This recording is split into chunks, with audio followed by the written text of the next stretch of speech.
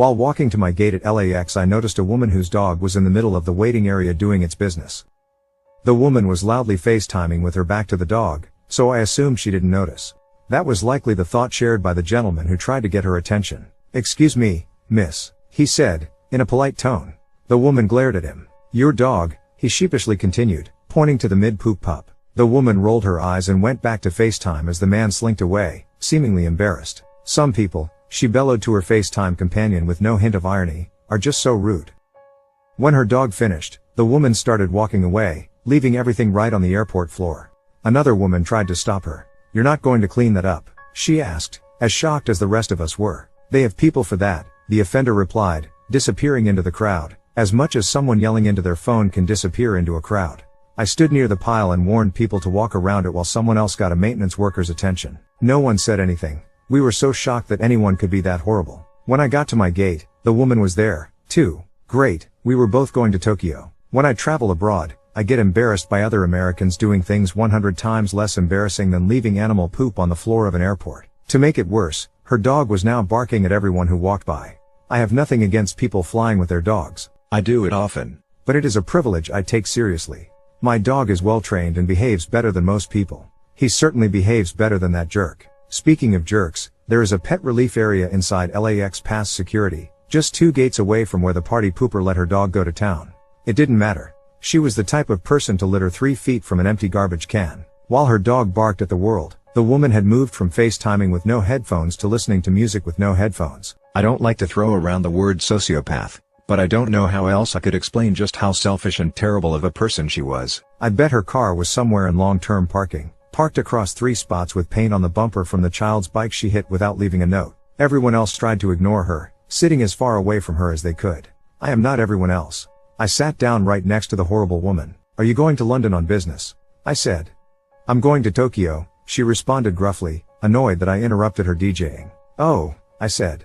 "Then you better hurry. That flight got moved to gate 53C. This is the flight to London." I figured I could give her a little moment of panic as payback for how terribly she was treating everyone. I didn't predict what would happen next. She grabbed her bags and her dog in a huff, and stormed out of the gate without even checking. She was so self-involved, she didn't notice that the monitor at our gate still said Tokyo and almost everyone at the gate was Japanese. Based on her actions, she believed me that the fight had been moved, so she's also a jerk for not thanking me. Some people, I thought as I watched her rush away from the gate without stopping her, are just so rude. The flight to Tokyo was at gate 69A, so the 53 gates were on the other side of the next terminal. And I felt guilty knowing she probably berated some poor clerk who had to explain to her that there was no gate 53C. I don't know if she made it back to this flight before we took off or not, but I didn't see her board and I didn't hear her dog. Her missing her flight was not my original intention, but it would be a fine punishment for her being so rude to everyone and making a low-paid stranger clean poop off the floor. What makes me wonder if I went too far is the knowledge that Delta only has 1 flight to Tokyo each day. Whoops. Maybe she can rebook on another airline. I hear they have people for that. Last summer I was at a cousin's wedding.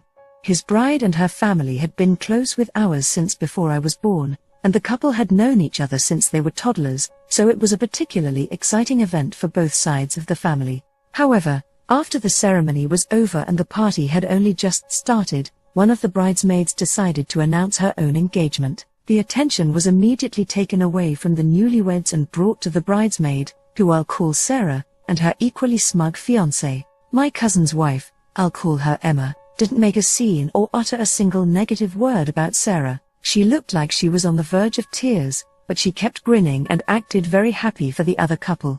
This was unusual, as Emma is typically quite confrontational and speaks her mind no matter the consequences. This was a warning sign. Sarah later picked Emma to be the maid of honor at her own wedding, which took place last weekend. I wasn't there for it, but my cousin sent me some of the best bits on Snapchat and explained the whole situation.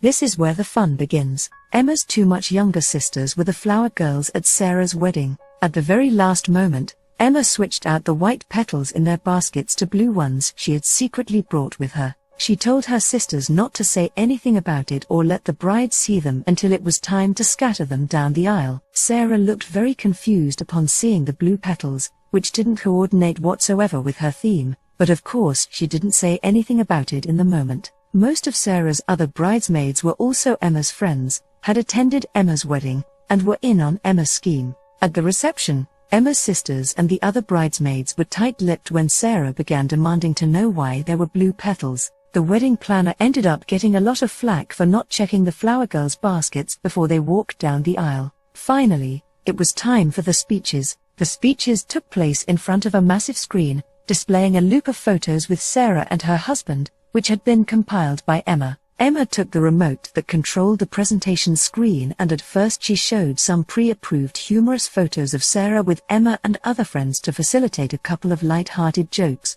Then, at the very end, Emma said to Sarah that she must be wondering why there were blue petals instead of the white ones originally planned. That was when Emma displayed the last slide from her presentation, and jaws dropped. Emma announced in front of everyone that she was 5 months pregnant, and that she'd just discovered the baby was a boy, hence the blue petals. The last slide, her ultrasound picture, there were shocked yells and gasps. Sarah had a fit, but those involved in the scheme cheered so loudly that I sincerely regret watching the Snapchat recordings with headphones. Apparently Sarah had been very nasty to her bridesmaids before, driving several of them away and forcing the others to pay ridiculous amounts of money for dresses. Emma and my cousin were eventually thrown out of the party, but they were all smiles. Sarah's fuming mother went to confront her outside, and Emma retorted with, "Gentle, gentle, I'm pregnant." I reckon Sarah doesn't speak to the majority of those bridesmaids anymore.